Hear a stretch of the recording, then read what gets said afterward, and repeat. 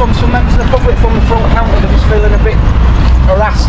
Obviously by you being in and out of the front counter. We haven't been in and out of the front counter. Alright, obviously we've got vulnerable victims. We haven't been in and out of the front counter. Just let me explain. No, let me explain. We haven't been in and out. We've got vulnerable victims in and out of the police station that are feeling a little bit harassed by you filming around the station.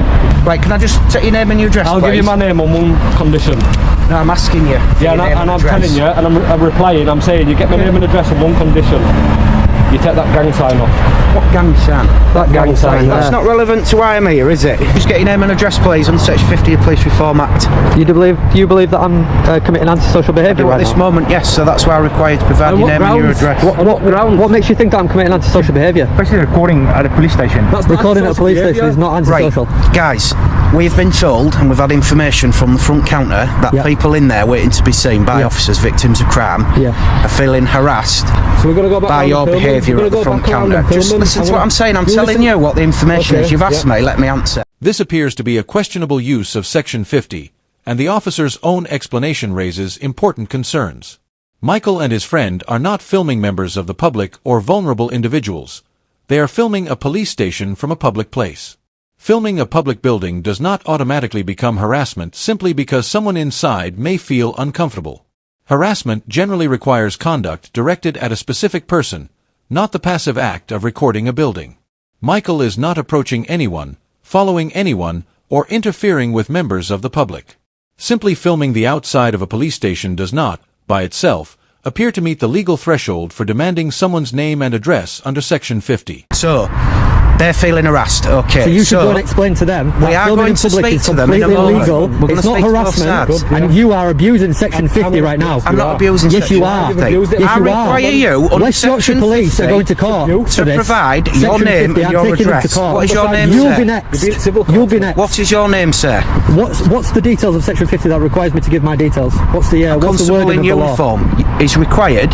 You are required to give your name and address to a constable in uniform if we believe you're acting in an antisocial manner. And what's the belief that we're committing an antisocial behaviour? The information that has been passed. You're asking me a question. Let me respond. Okay, so let's have a conversation. So that is any person that is not in the same household. Okay, I'm quite happy the people that are feeling alarmed are not from your household. Correct. So, under that act, as you well pointed out when I turned up, I require you to provide your name and your address. Also under that same act, you have to have reasonable suspicion that I am committing antisocial behaviour.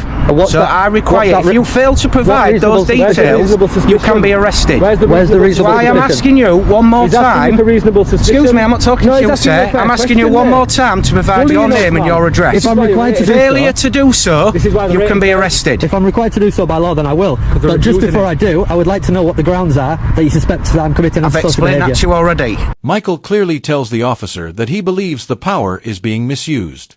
Instead of reconsidering the situation, the officer continues to justify his actions by referring to the possibility that someone might feel alarmed.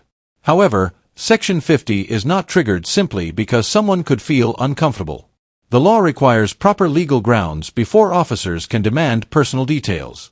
The officer then warns Michael that he could be arrested if he refuses to provide his information. That shifts the conversation away from explaining the law and towards securing compliance through the threat of arrest. When police powers are used primarily to force cooperation rather than because lawful conditions have been met, it raises legitimate questions about whether those powers are being applied correctly. What is your name, please, No, sir? there's no grounds. You don't have grounds. You don't have grounds. What is your name?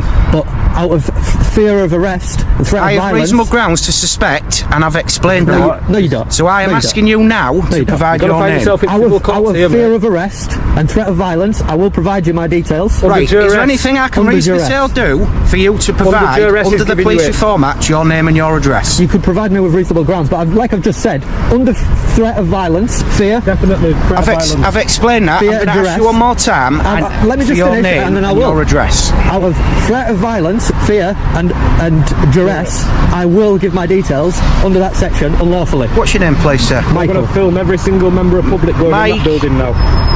Michael. And your last name? Listen, Michael. Right, I do apologise because the radio's talking to me here. We've got cars pulling in though, guys. So, Michael, what is your last name? I've just given you it. I'm asking you again. Hey, listen, you're really rude.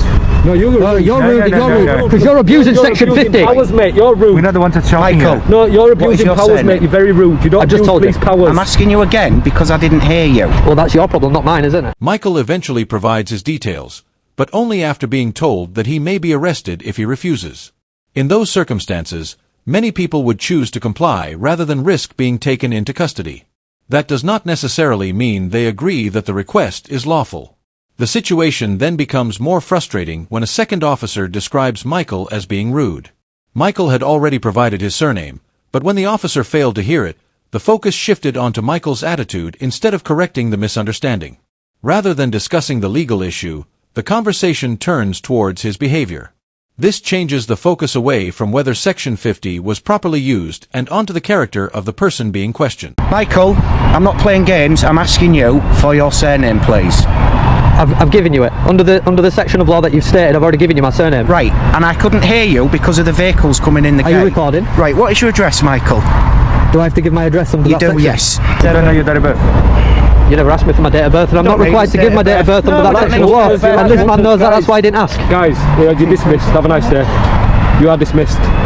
We no longer require your services. You're very rude. You came over and abused your powers, talking about antisocial. We're not antisocial. We've been perfectly fine. We've not spoken to one single person. And you know, when I speak to professional standards later, they're going to confirm everything like they always do. All right, I get complaints upheld. I've got 3 civil claims against police forces across the United Kingdom because they're corrupt. Why is there so much police corruption, police abuse? There is, mate. Why do you always abuse right, Section 50? Do you know what, right? Do you know what? You're quite reasonable, you. You are quite reasonable, mate. The way that you hold yourself and the way that you've been speaking to us. But do you know him? He's a bully boy, him. How would you feel if people start recording at the station? You know, it's not right. It's not the right thing. So we, like you said, like this like is that in your opinion or in in. law? Because in law it says that we can do this, but in your opinion it's a we can't. Exactly, you abuse Section 50 because of your opinion, because of your ego, and because of your feelings. Thank you. There you go, Michael. We act within the boundaries of the law, and we know what we're doing. At this stage, the discussion moves away from the law and becomes a matter of personal opinion. The officer asks Michael, "How would you feel?" While that may be a reasonable question in an ordinary conversation, it is not the legal test officers are required to apply. Police decisions should be based on objective facts, reasonable suspicion, and the law, not on personal feelings or hypothetical situations. Michael correctly points out that the issue is not how someone feels, but whether the conduct is actually unlawful. This highlights the difference between what the law permits and what an officer may personally disagree with. What we said on the beginning of this video, which is going to show, we're at Hull Police Station today, right? And we're going to show you guys today if Hull Police Station want to abuse the powers of the Section 50. And I said that before I even spoke to you guys. Right, guys, we've got your details, okay? Yeah, have a nice day. You're dismissed, guys. Okay, so We don't need your advice. You're dismissed, guys. Thank you. your advice is Don't abuse anybody.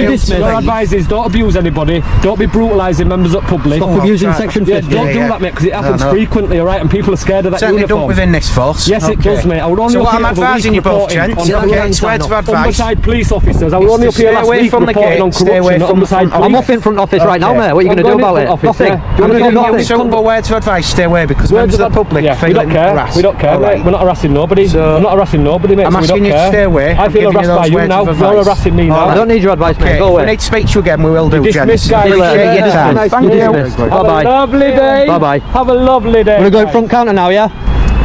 After the situation, we did our usual thing and we spoke to H&K solicitors. And H&K solicitors, like in Barton, they dealt with everything. And I got a nice £1,000 payout from Homicide Police. Big up to Lee Freeman. What a legend. The officers leave believing they achieved their objective.